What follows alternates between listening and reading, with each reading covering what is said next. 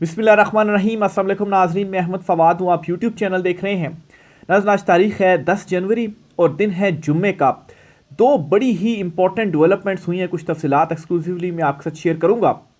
पहली तो ये कि पूरी दुनिया में एमरजेंसी वाली जो सूरत हाल है वो पैदा होने जा रही है और नई सफ़बंदी, नई आलमी सफ़बंदी जो है और इलाकाई सफ़बंदी वो भी होने जा रही है। और ये सब कुछ होने जा रहा है ट्रंप के आने से। मुख्तलिफ ममालिक के जो अलाइंस हैं वो टूटेंगे और नए जो अलाइंस हैं वो बनेंगे। कुछ एक्सक्लूसिव डिटेल्स मैं आपके साथ शेयर करूंगा। और इस वक्त पाकिस्तान में जो अमेरिका की तरफ से दबाव आ रहा है या ग्रेनल की जानिब से ट्वीट्स की गई थी इमरान खान साहब की हकीकी आज़ादी के लिए, इसको पाकिस्तान जो है या ये जो चुनतखिब हैं ये अंदरूनी मैटर के तौर पर देख रहे हैं और ये समझ रहे हैं जी कि वहाँ से दबाव आएगा, इमरान खान साहब के लिए दबाव आ रहा है और इमरान खान साहब रिहा हो जाएंगे तो क्या होगा, ये हो जाएगा तो वो हो जाएगा। लेकिन ऐसा नहीं है। ये सारी चीज़ें इसलिए हो रही हैं क्योंकि आलमी सफ़बंदी जो है वो तब्दील हो रही है और इसमें इमरान खान साहब का रोल पाकिस्तान के लिए बहुत ज़्यादा इम्पोर्टेंट होगा। इमरान खान साहब क्यों आइंदा वज़ीर-ए-आज़म होंगे और क्यों जो ट्रंप है वो भी ये चाहेगा कि इमरान खान आइंदा वज़ीर-ए-आज़म हो और ये जो रिजीम है मौजूदा ये ना रहे, इस पर कुछ तफसीलात हैं एक्सक्लूसिवली आपके साथ में शेयर करूंगा। और इसका माहौल अभी से बनना शुरू हो गया है। रिचर्ड ने जो ट्वीट्स की थी, फिर उसके बाद अमेरिका ने जो कनाडा ग्रीनलैंड के हवाले से कह दिया जी कि इनके ऊपर तो हम कब्ज़ा करेंगे। ये सारी सूरत हाल आपके साथ में खोल के रखूँगा और हमारी ये जो चुनतखिब है ये कितने नाअहल और निकम्मे हैं कि इनको ये चीज़ें नज़र नहीं आ रही। दूसरी इंपॉर्टेंट डेवलपमेंट जी सुप्रीम कोर्ट से हुई है, जो फौजी अदालतों का केस है, फैसले ख़त्म होने जा रहे हैं, फैसले कालादम होने जा रहे हैं। ये जो मिलिट्री ट्रायल सारा हुआ ये सारे का सारा ख़त्म हो जाएगा। आज बड़ी इंपॉर्टेंट डेवलपमेंट हुई है, इस पर भी डिटेल्स आपके साथ में शेयर करूँगा। आगे बढ़ने से पहले अगर आपने चैनल को सब्सक्राइब नहीं किया तो आपसे गुजारिश है कि चैनल को सब्सक्राइब कर लें। वीडियो अच्छी लगे तो लाइक कीजिएगा, शेयर भी कीजिएगा ताकि हुकूमती फायरवॉल जो कि इंस्टॉल की गई है, सोशल मीडिया के ऊपर वीलॉग्स रोके जा रहे हैं, इसका मुकाबला करने में मदद मिल सके। तो पहले जी मैं आपको आलमी माहौल सारा समझाता हूँ, उसको लिंक करूँगा इमरान खान और पाकिस्तान से और इमरान खान क्यों ज़रूरी है इस आलमी तब्दीली में कि वो पाकिस्तान को रिप्रेजेंट करे, क्योंकि वो पाकिस्तान का मुकदमा सही सामने रख सकता है। ये जो चुनतखिब है ना ये तो लेट जाएंगे कि, और ये तो हैं भी दोगले, उधर भी इधर भी उधर भी इधर भी। इमरान खान जो है वो एक बात करेगा। पहले तो जी इस वक्त हो क्या रहा है देखें, जब से ट्रंप इलेक्शन जीता है और अभी चूंकि हल्फ में 10 दिन रह गए, 20 तारीख को ट्रंप ने हल्फ लेना है। पहले तो रिचर्ड ग्रेनल की जानिब से कुछ ट्वीट सामने आई इमरान खान साहब के लिए, लेकिन फिर उसके बाद जो है वो मज़ीद कुछ डेवलपमेंट्स होती हैं अमेरिका से और जूँ जूँ ट्रंप का हल्फ करीब आ गए डेवलपमेंट्स तेज़ होती जा रही हैं। पहली तो ये जी कि कनाडा को स्टेट बनाने के हवाले से कहा अमेरिका ने, फिर ग्रीनलैंड के हवाले से कहा गया, यानी कि एक तरह से कब्ज़ा करने का आ गया जी कि इसके ऊपर जो हम कब्ज़ा है वो करेंगे। इस टाइम पे नई आलमी सफ़बंदियाँ और इलाकाई सफ़बंदियाँ हो रही हैं। रूस के साथ अमेरिका और रूस के जो मामलात हैं वो सेटल हो चुके हैं। और कैसे सेटल हो चुके हैं, मेरा अंदाज़ा ये है कि ये जो कुछ शाम में हुआ ना, रूस पीछे हटा और फिर उसके बाद नई वहाँ पर हुकूमत बन गई। इसके बदले में जो यूक्रेन है वहाँ से अमेरिका पीछे हट जाएगा और जो जंगें ख़त्म करने का ट्रंप ने ऐलान किया, पहला तो चूँकि बड़ा जो मुखालिफ है ट्रंप का या अमेरिका का वो तो रूस ही है ना, तो ये जो जंग है वो ख़त्म होगी। और फिर चीन के साथ भी जो ताल्लुकात हैं वो अमेरिका के, जो एक ज़ाहिर सी बात है वो भी जितनी बड़ी माशत है और जिस तरह से उसका कंट्रोल ओवर द वर्ल्ड होता जा रहा है, तो अमेरिका कभी भी ये नहीं चाहेगा कि उसका कंट्रोल रहे। लेकिन एलन मस्क के वहाँ पर जो ताल्लुकात हैं वो भी बेहतरी की तरफ जा रहे हैं। तो सूरत हाल क्या बन रही है कि जंगें ख़त्म, अमेरिका का रूस के साथ भी और चीन के साथ भी जो ताल्लुकात हैं वो बेहतरी की तरफ, यानी कि माशी जो जंग है अब इस तरफ जो मामलात हैं वो बढ़ रहे हैं और जो ट्रंप है वो अब इस तरफ चीज़ों को लेकर जाएगा। माशी तौर पर कौन ज़्यादा जो स्टेबल है वो रहता है। इसीलिए ये जो ऐलान किया जा रहा है कि टैरिफ अमेरिका लगाएगा। ये टैरिफ अगर 25% टैरिफ लगता है तो बरतानिया, और बरतानिया का भी आपको बताऊं वहाँ पर भी रिजीम चेंज का अमेरिका चाह रहा है। ये जो टैरिफ लगाएगा इससे क्या होगा कि जो कनाडा जैसी बड़ी माइशत, चीन जैसी बड़ी माइशत या बरतानिया जैसी जो बड़ी माशत है, इनको एक डेंट पड़ेगा, तो पाकिस्तान को तो आप किसी जो है वो इन मैशतों के मुकाबले में तो खाते में ना लें कि इनसे बड़ी मैशत तो नहीं है पाकिस्तान की। तो यहाँ पर जो टैरिफ लगेगा, सूरत हाल तो यहाँ पर इस पाकिस्तान की ये है कि अमेरिका अगर जो है वो गो थ्रू करता है या कहता है, तो जो IMF वो हमें अगली जो किस्त है वो जारी करता है, और वहाँ से अगर हाँ ना हो तो हमारी किस्त हमें जो है वो नहीं मिलती। तो यहाँ पर जब टैरिफ लगेगा तो ये तो वैसी इकॉनमी इस वक्त तबाह हाल हो चुकी है। तो टैरिफ लगने के बाद हम बेचते क्या हैं, तौलिए, बनाने, टोपियाँ, फुटबॉल, ये चीज़ें बेचते हैं। डिजिटल साइड पर तो हम आ ही नहीं रहे। इंटरनेट सुस्त जो है वो ये बार बार कर देते हैं कि हमारी वो वाली इकॉनमी जो है वो वहाँ से ग्रोथ हो। तो ये जब माशी पाबंदियाँ पाकिस्तान के ऊपर अगर लगी तो ये तो मज़ीद बेड़ा जो गर्क है वो हो जाएगा। तो बहरहाल जी, कंट्रोल किस तरह से अब कर रहा है, क्योंकि चौधराहट है ना अमेरिका की, तो उसने कंट्रोल भी रखना है। वो माशी साइड के ऊपर जो कंट्रोल है वो रख रहा है। फिर उसके बाद आप एक और ख़बर देखें, आपकी नज़र से भी गुजरी होगी कि जो तालिबान और जो भारतीय नुमाइंदे हैं वो आपस में दुबई में मिल रहे हैं। तालिबान के हवाले से क्या कहा जाता था जी कि ये तो पाकिस्तान इसको बैक कर रहा है और दहशतगर्दी करवाता है, और भारत भी कितने कितने इल्ज़ामात लगाता था। और अब वही अमेरिका है जो कि अफ़गानिस्तान को भी करोड़ों डॉलर्स डेली बेसिस पर दे रहा है कि वहाँ पर डेवलपमेंट हो। ज़ाहिर सी बात है, बज़ाहिर तो यही तासुर देना होता है ना कि डेवलपमेंट के नाम पर दे रहे हैं, लेकिन ज़ाहिर सी बात है आप जब पैसे दे रहे हैं तो फिर आपकी बात भी वो मानेंगे। फिर भारत के साथ भी ताल्लुकात ठीक, इधर से रूस और जो चीन है उसके साथ भी अगर माशी जंगे जो है वो ख़त्म और माशी तौर के ऊपर जो मामलात हैं वो अब चलेंगे, तो पाकिस्तान की सारी सूरत हाल में जो स्टैंडिंग है वो कहाँ पर होगी। ऊपर से अमेरिका कब्ज़ों का भी ऐलान कर रहा है, अगर कनाडा के ऊपर, ग्रीनलैंड और दीगर चीज़ों उसके ऊपर वो जो कब्ज़ा है वो करता है, तो पाकिस्तान जो है उसकी इस मौजूदा सूरत हाल में कहाँ पर जो स्टैंडिंग होगी ये बहुत इंपॉर्टेंट है।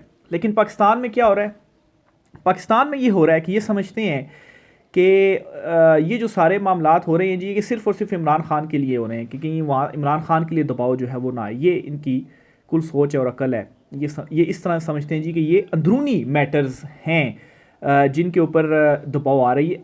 अंदरूनी नहीं बल्कि ये आलमी सतह के ऊपर जो तब्दीलियाँ हैं वो होने जा रही हैं, और इस आलमी सतह पर तब्दीली में पाकिस्तान की जो पोजीशन है वो मुस्तहकम और बेहतर कौन बना सकता है, वो सिर्फ़ और सिर्फ इमरान खान बना सकता है। क्योंकि इमरान खान उनकी आंखों में आंखें डालकर बात कर सकता है और पाकिस्तान का मुकदमा लड़ सकता है। ये चुनतखब हुकूमत के बस की बात नहीं है। ये तो लेटे हुए हैं ना, इनको तो छोड़ दें। ये तो इमरान खान से बात नहीं कर सकते हैं, इनकी ये जो है वो कुल हैसियत है। तो आलमी सतह के ऊपर इन्होंने क्या रिप्रेजेंट जो है वो करना है, वो सिर्फ़ और सिर्फ इमरान खान कर सकता है। अब इमरान खान में ये क्यों कह रहा हूँ कि आइंदा का वज़ीर आज़म होगा, देखें, रिचर्ड बड़ा करीबी है ट्रंप का, उसने हकीकी आज़ादी का और इमरान खान साहब की रिहाई का कहा है ना, तो ये वैसे ही बात नहीं चली है। ये पॉलिसीज़ हैं और ये जो कुछ डेवलपमेंट्स हुई हैं ना आलमी सतह पर, ये जो तब्दीलियाँ हो रही हैं, तो ज़ाहिर सी बात है पाकिस्तान में भी तब्दीली होगी। इसीलिए उसने जो ट्वीट्स हैं वो भी की थी। अब मेरा जो तजिया है, जो मैं ज़ाती तौर पर चीज़ों को मुझे देख रहा हूँ और डॉट कनेक्ट कर रहा हूँ, मैं ये समझता हूँ कि ट्रंप की जो इमरान खान साहब से दोस्ती है, और वो क्यों चाहेगा कि यहाँ पर इमरान खान रहे, क्योंकि इमरान खान की क्रेडिबिलिटी और इमरान खान के ऊपर एतमाद है। कैसे एतमाद है, एक तो अफ़गान मामले के ऊपर जो इमरान खान साहब ने वादा किया था, वो जो इनखला का मामला था वो इमरान खान साहब ने पूरा किया, और फिर उसके बाद ट्रंप की दोस्ती भी हुई। हालांकि शुरुआत कैसे हुई थी इमरान खान और ट्रंप की, ट्रंप ने ट्वीट्स किए थे और इमरान खान ने उसको जवाब दिया था ट्विटर के ऊपर। कोई सोच भी नहीं सकता था कि इस तरह से अमरीकी सदर को कोई जवाब देगा, और कह रहे थे जी कि पता नहीं हमारे हालात अब ये होंगे और वो होंगे। उसके बाद सबसे दोस्ती ट्रंप की किससे बनी, उसी इमरान खान साहब से ही बनी। इमरान खान ने बिल्कुल ठीक कहा था कि अगर आप इनके सामने लेटेंगे तो ये मारेंगे आपको, आप इनके सामने खड़े हों और अपनी बात करें। वो खुददारी को पसंद करते हैं, ठीक है। तो इमरान खान जो है पाकिस्तान का मुकदमा भी बेहतर तरीके से रिप्रेजेंट कर सकता है। और फिर दूसरी चीज़, जो ये आलमी और इलाकाई नई सफ़ बंदियाँ होंगी ना, इसमें जो ये मौजूदा हमारे चुनतखिब हैं, इनकी पॉलिसीज़ अगर आप हिस्ट्री देखें पाकिस्तान की ओवरऑल, तो क्या पॉलिसीज़ नहीं है। इधर से भी लगाओ, उधर से भी लगाओ, उधर से भी है, उधर से भी, सारे को साथ ठीक। मतलब है कि एक साइड पर नहीं खड़े हुए कि आप इस साइड पर खड़े हों। मतलब आप ये कह सकते हैं कि दोगली जो चीज़ें हैं वो रही हैं। तो ये जो सफ़ बंदियाँ हो रही हैं, इसमें ये दोगलापन नहीं चाहिए। तो इमरान खान का मामला ये है कि इमरान खान एक तो सीधी बात करता है और अपने वादे के ऊपर भी पक्का है, इसीलिए वो क्रेडिबल बंदा भी है। तो इस वजह से मैं ये समझता हूँ कि इमरान खान का होना ज़रूरी है, और ये वो भी चाहेगा कि इमरान खान ही जो है वो यहाँ पर हो। अब ये जो है हमारे चुनतखब, वो इसको देख रहे हैं जी अंदरूनी मैटर के तौर पर, जी इमरान खान को अगर हमने रिहा हो गया तो इमरान खान हमारे साथ ये कर देगा, इमरान खान हमारे साथ वो कर देगा। यहाँ पर खैर एक सवाल ये भी है कि अगर आलमी सफबंदियाँ हो रही हैं और इमरान खान ज़रूरी है, तो इमरान खान ठीक है सारी चीज़ों को भूल जाए, 26 नवंबर को दीगर मामलात को इक़्तिदार में आ जाए और आलमी सतह पर पाकिस्तान को रिप्रेजेंट करे। लेकिन मसला ये है कि जो 77 साल से जिनके पास असल कुव्वत, असल ताकत है, उनसे भी तो कब्ज़ा छुड़वाना है ना। अगर इमरान खान आता है और कब्ज़ा उन्हीं के पास होता है तो फिर चीज़ें कैसे चल पाएंगी। तो इमरान खान इस महाज पर भी लड़ाई लड़ रहा है। अगर इमरान खान जो है वो इनको शिकस्त देकर आता है, फिर उसके बाद आलमी सतह पर जो इमरान खान रिप्रेजेंट करेगा ना पाकिस्तान को, वो वाकई पाकिस्तान की अवाम की पॉलिसीज़ होंगी और खुलकर इमरान खान रिप्रेजेंट करेगा। फिर ये नहीं होगा कि यहाँ से भी खींचा जा रहा है, वहाँ से भी खींचा जा रहा है, इमरान खान कुछ और बयान दे रहा है। यहाँ पर जनरल बाजवा का, वो आपको याद होगा यूक्रेन मामले के ऊपर इमरान खान का और कुछ था और जनरल बाजवा साहब ने कुछ और बाद में जो ऐलान था वो कर दिया था। तो इस सिचुएशन से इमरान खान साहब ने निकलना है कि एक ही हो, मतलब जो वज़ीर-ए-आज़म है वो सरबराह, वो जो उसकी पॉलिसी है वो जो अनाउंस करेगा, और अवाम इमरान खान के साथ है। और ये जो सफ़बंदियाँ हैं इसके लिए ज़रूरी ये भी है कि जो अवाम है वो भी आपके साथ खड़ी हो। आप इमेजिन करें कि अवाम साथ ही नहीं है, एंटी अमेरिकन उसमें सेंटीमेंट होगा, यहाँ से आप उनके सामने लेटे हुए हैं और फिर वो आपके ऊपर ट्रस्ट भी नहीं करता, तो वो ज़्यादा बेहतर है या अवाम भी आपके साथ हो, इमरान खान भी जो है वो रिप्रेजेंट करे पाकिस्तान का मुकदमा और उसको क्रेडिबिलिटी भी हो और उसके ऊपर एतमाद भी हो। और ये नहीं होगा कि इमरान खान जब रिप्रेजेंट करेगा तो वो हर बात ही मान लेगा और जो हमारे हक़ में नहीं भी होगी वो चीज़ भी मान लेगा। मसला ये नहीं है। देखें अफ़गान तालिबान और जो भारत के नुमाइंदे वो दुबई में क्यों मिल रहे हैं, क्यों उनको पैसे वगैरह मिल रहे हैं, ये खित्ता है ना सारा। तो हमारा जो वजारत ख़ारजा है, जो हमारी खारजा पॉलिसी वो क्या है और वो क्यों जो मुलाकातें वो नहीं कर रही, वो क्यों नहीं कर रहे, क्योंकि वो इस मुद्दे में फंसे हुए हैं कि हम लॉबिंग करें और ट्रंप से राब्ते करें कि इमरान खान के मामले के ऊपर वो कुछ भी ना कहे। वो इस चीज़ के ऊपर लगे हुए हैं। तो इमरान खान जो है वो जब अपना मुकदमा रिप्रेजेंट करेगा तो पाकिस्तान की बेहतरी के लिए जो डिसीजंस हैं वो करेगा। तो इसलिए इस सारी सिचुएशन में इमरान खान साहब का होना भी ज़रूरी है। और मुझे ऐसा महसूस हो रहा है, ये जो मैंने कुछ डेवलपमेंट्स आपके सामने रखी हैं, जो मंजर मैंने आपके सामने रखा है, इमरान खान साहब जो हैं वो जल्द आ रहे हैं। आगे चलते हुए एक और ख़बर आपको फ़ौजी अदालतों के हवाले से बताता चलूँ जी। मैं तो अब ये श्योर हो चुका हूँ कि फ़ौजी अदालतों के जो फ़ैसले हैं वो कलअदम होने जा रहे हैं। सिर्फ वो एक शिक है 2D वाली, वो वापस बहाल हो जाएगी, ऑफिशियल सीक्रेट एक्ट वाली। बाकी ये जो सज़ाएँ हुई हैं ये ख़त्म हो जाएंगी और सिविलियन अदालतों में केसेस चलेंगे। पहले तो मैं आपको ये अपना जो वो है ख़बर वो मैं आपके सामने रख देता हूँ जी, क्योंकि समात अभी मंडे तक गई है, मंडे को दोबारा इस पर समात होगी। सुप्रीम कोर्ट में फ़ौजी अदालतों के केस की समात के दौरान जस्टिस जमाल खान मंदोखेल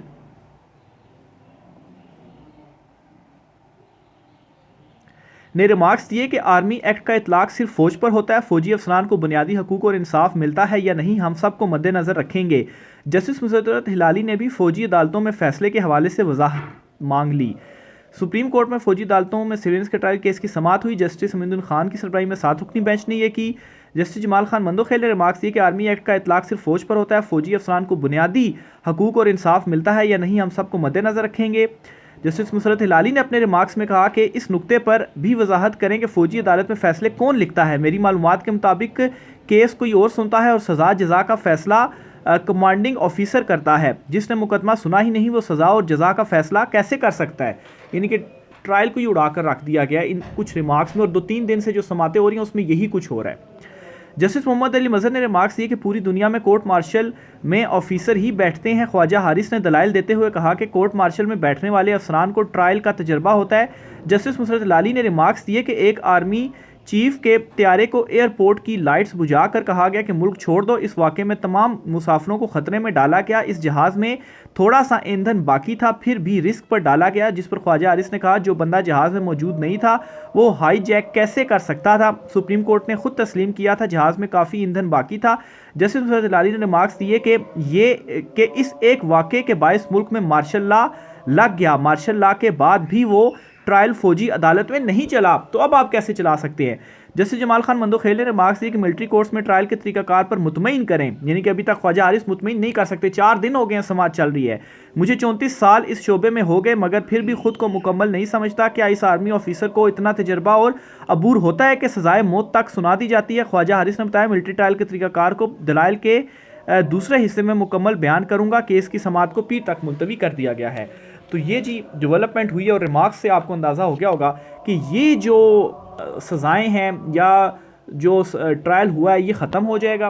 कुछ शिक्के जो हैं 2D गालबन वो बहाल हो जाएगी, क्योंकि उसमें फिर जाहिर सी बात है गुलभूषण वगैरह इनका ट्रायल अगर फौजी अदालतों में हो तो वो ज़्यादा ठीक है। वहीं पर तो इस हवाले से जो शिक्के हैं वो हो जाएंगी। बाकी जो अभी तक की प्रोसीडिंग हुई है वो मैंने आपके सामने रख दी। राय क्या सर कीजिएगा। आज की व्लॉग से इतना ही, इजाज़त दीजिए। अल्लाह हाफिज़।